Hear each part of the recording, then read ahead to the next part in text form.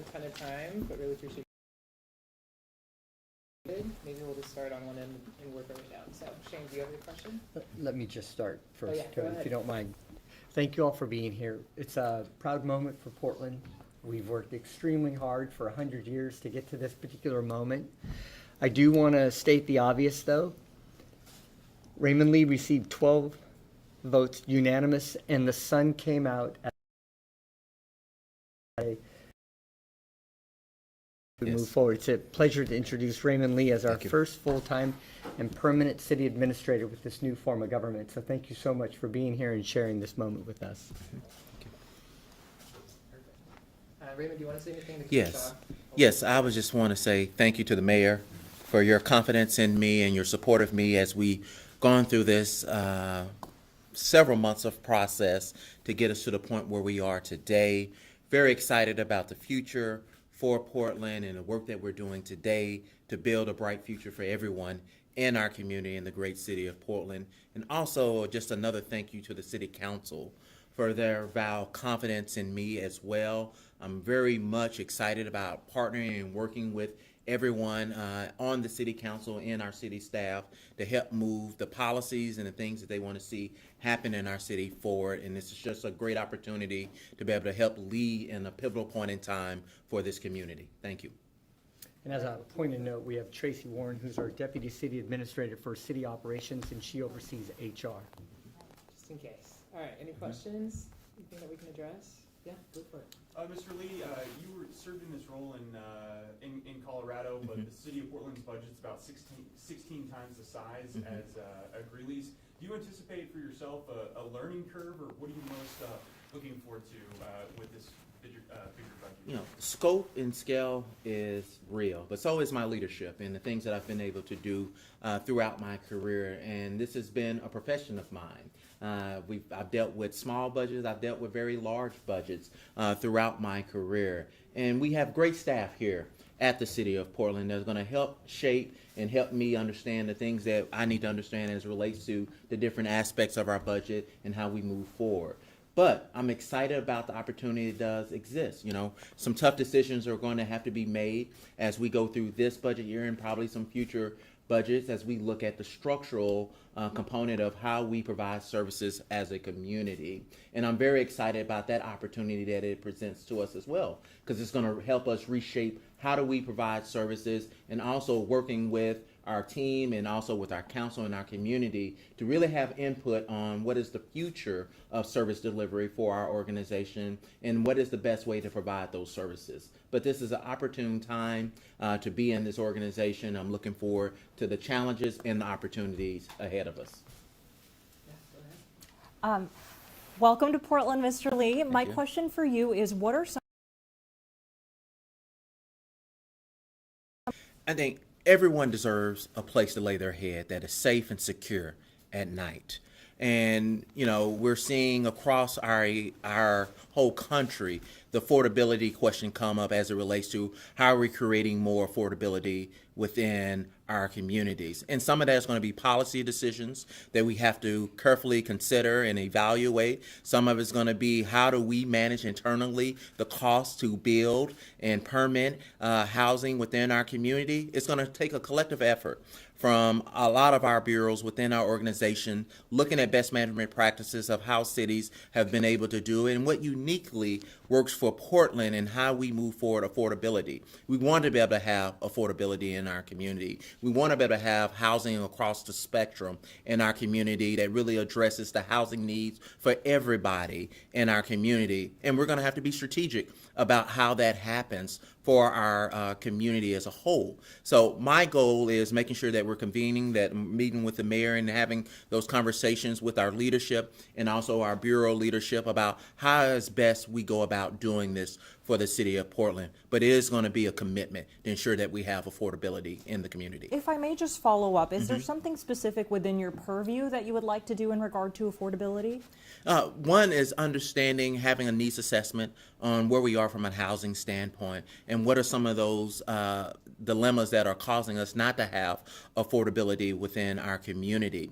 And once we have a firm understanding of that, then how do we strategically go about tackling those issues as leaders within our organization, but also how are the policy decisions that are being made that are impacting those? How are we tackling those as well to ensure that whatever we move forward, that it creates a sense of community where everyone has a sense of belonging in our community and a place to live where it's safe and secure to lay their head.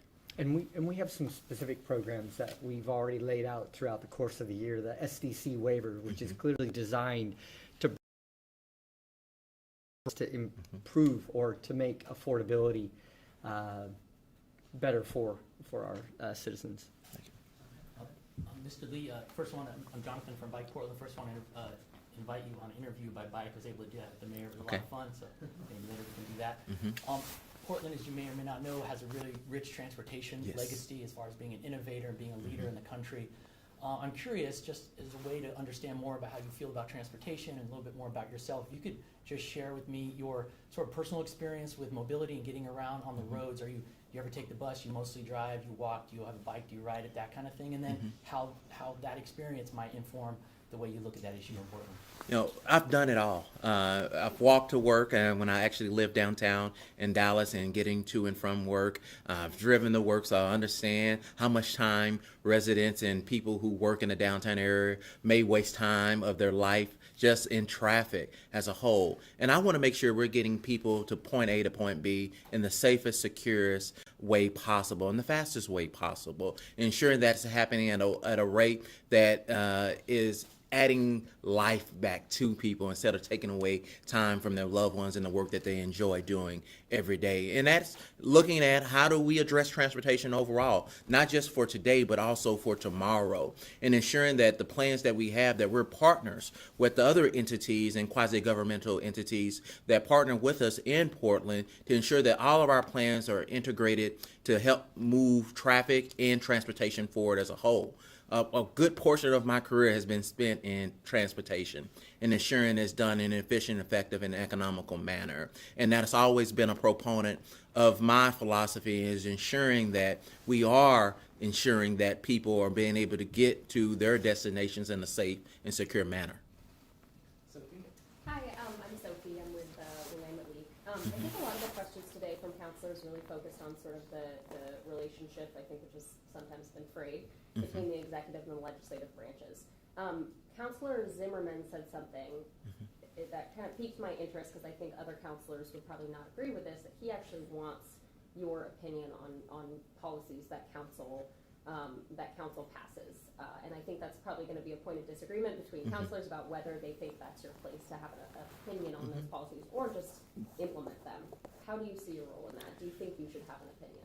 I believe I have to be able to inform council how we plan on implementing those policy decisions that they're making.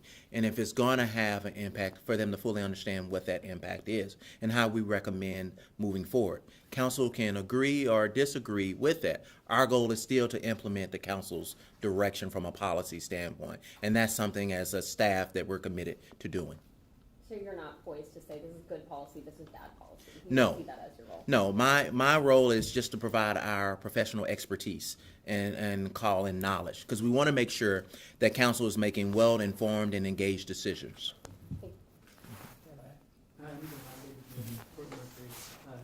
Nice to meet you. I know you had some pretty significant results in Greeley around homelessness, and I know that population was like around 1,000. We're kind of in a place where there's like 1,000 people falling into homelessness right now. Kind of curious how you're thinking about things you can take from your approach in Greeley, or how you can kind of, how you see implementing some of the mayor strategies and some of the things that the city. You know, the mayor has done a great job already in getting the beds and getting people off the street. That is key. We have to get people off the street, and we have to get them services to help them. And one of the key things that we did in our previous community, and I can't take all the credit for that, we had great staff that was churning away to try to ensure that we were getting people and building a program from the ground up that previously did not exist. And we had phenomenal staff that was using the Housing First model to actually get people housed, from temporary supportive housing to permanent supportive housing, and also looking forward, how do we move forward with building a 24/7 shelter within our community to give people some form of shelter. In Colorado, we had cold weather shelter, but there's are also other times that we want to ensure that people are safe and secure and not on the streets. And that's some of the same philosophy that I want to be able to help the mayor achieve the things that he's trying to achieve from a homeless standpoint, and us sitting down and really mapping out what's phase 2. And how do we move forward, ensuring that we are giving every Portlander an opportunity to have shelter over their head at night and getting them connected to services. Let's go with you. My name is Ezra, I'm with Fox 12, KPTV. There was a lot of discussion today around transparency, and I think that there's really two types of transparency that were kind of conflated and used back and forth. One is transparency with the city council itself. I think they expressed some frustrations in the past of not getting as much information as they want.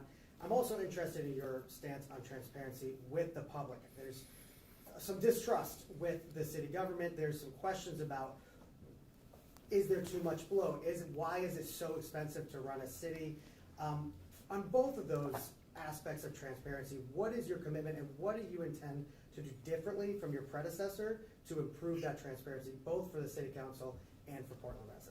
You know, as we move forward and starting looking at how do we move forward in a transparent way, some of this is going to be communication with the public. You know, I don't think we can make these decisions in a vacuum from our lens and say, hey, this is what transparency means to this community. Is engaging with the community to understand what do they want to see, how they want to see it, and when they want to see it. And using that conversation and using those tools to really implement what is our model moving forward and how we're going to shape that as leaders within our organization to ensure that they're getting the transparency that they have asked for from our government. And I think that's a critical thing. It's not just us sitting in a room like we are today to define what transparency is. It's working with our public, working with the council, working with the mayor, and working with staff to be able to help define what that looks like for our organization and implementing that and evaluating that as we move forward. And, you know, on that note of transparency, how are you going to mitigate the expectation of quick results? Because I think there's a lot of people in Portland that want things to change now. Your position is the culmination of a 2022 vote, right? It's been 3 years just to get you sitting here. People want change now. I don't expect that you're going to be able to do it, but how will you placate those needs and those wants from the community? First is understanding what those wants and needs are, and getting out and having conversations with people in the community and having honest dialogue with people in the community of where we are as an organization, the things that we have moved the needle on and things that are still room for growth for the organization and leadership as we move through it. This is a culture shift for our organization and for our community, and it takes 3 to 5 years to be able to feel those shifts happening within our community. And we ask the community to be a partner with us as we move forward and as we transition as leadership. I think we have the right people sitting at the table to make these things happen as leaders within the community, but we need to make sure that we're engaging as well as I know we have been doing along the way to ensure that they are aware of the changes that are happening in the time frame that it's going to take for those things to really take hold in place for us. You know, Ezra, let me just answer that too. You know, we talk a lot about transparency, but I often think it's synonymous with trust. We've had so much change for 3 years. Change is difficult on people, it's difficult on organizations, and oftentimes collateral damage is trust. We now have a full-time permanent city administrator who's going to be here and working 5, 6, 7 days a week, not only for this next month, but for this next year and the years ahead. That consistency is going to bring the trust because we're going to get to know one another now. And one of the things I liked about Raymond when I was interviewing, I said, how are you going to address trust in the community? And he said he's going to have a sit-down relational meeting with every counselor every month. That relationship is critical to build the confidence and trust in the organization. That will breed transparency. That trust will be manifested in our conversations with the media and with our constituents. It's just a really great time to change the chapter after so much change. And what Raymond's going to be be bringing is consistency in voice. All right, we've got to move it along. Shane? Hi, Mr. Lee. Shane Dixon Kavanaugh from the Oregonian. We heard today, both from you and some of the members of the City Council, alluding to that you already had the chance to spend a bit of time outside of City Hall, getting to meet with a number of individuals or groups or other stakeholders. I was wondering if you could tell us, when did you get to town this week? And could you tell us some of the folks that you've already met with, specifically? Yeah. You know, I got into town Sunday and I had an opportunity just to talk to different people in the community. I don't want to throw their names out there at this point in time. Because I don't want to. I want to respect their ability to what they shared with me, and in their privacy, what they shared with me in those conversations. That wasn't the only time that I had the opportunity to be able to meet with people in the community. I've done this through the course of the process, even before I applied for the role, to get a better sense of, what's the angst with people and the change and what's happening in the community. What are things that they feel the city is doing well, and what are those things they feel are room for growth within the community. One thing that stood out, though, with me as I met with individuals in here, everybody had a hunger for change for this organization. And they just didn't speak about it from the standpoint of a complaint. They want to be a part of the change. And that tells me a lot about the values and the hunger that this community has to see a better Portland than what they have today, and want to play a role in how that better Portland comes to fruition for our community. And it's been great having these conversations and this dialogue and building rapport through with people in the community. And some of these are not scheduled things. This is me going to a coffee shop and seeing someone sitting at a coffee shop and just having a conversation. They don't know who I am and why I'm asking certain questions that I'm asking, but it's just to have a dialogue. I'm a guest in the community. And better have those conversations. You get people's true, honest dialogue with them regarding what they see. No intentions, nothing to ask from them. But just to hear what it has been their experience living in this community, doing business in this community, or even visiting this community. And there's been great conversations from that. So you're not comfortable sharing with who you've met with so far? I'll share once I have some conversation if they're willing for me to share their names. Okay. The only reason why I bring that up is since such a focus of the confirmation hearing right now has been about transparency, and right now you're telling us you're not going to share with us who you've already met with. Well, what I said was I would share their names once I have an opportunity to talk with them and see if they're comfortable with me sharing their name publicly. All right, thanks so much. All right, go ahead. I'm Cale Williams. I'm with Axios. Building off of Sophie's question about tensions between the council and the executive, Councilor Avila said that she wanted you to see you sort of be a bridge between the two branches. I'm wondering if you see that as your role, and if you do, what you can do to make that bridge stronger, as she put. It is a role of the city manager to be, a city administrator to be that bridge. And the mayor kind of talked about it already, is setting up those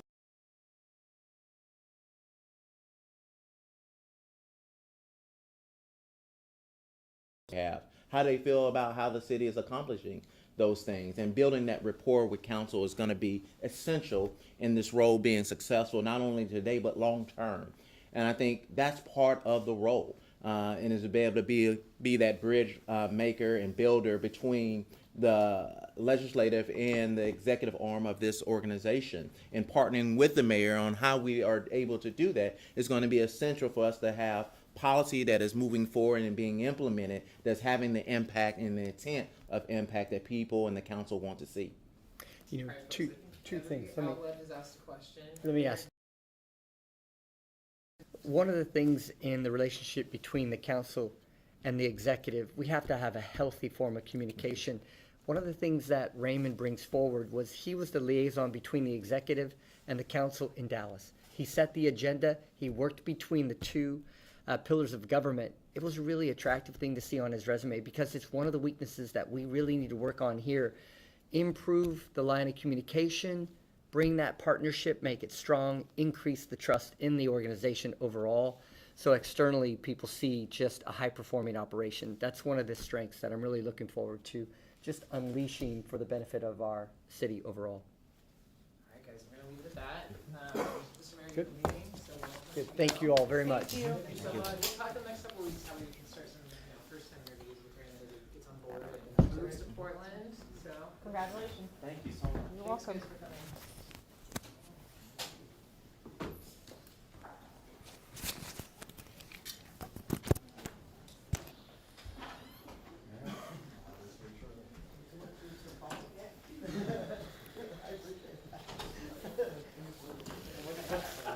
Is there a problem with you?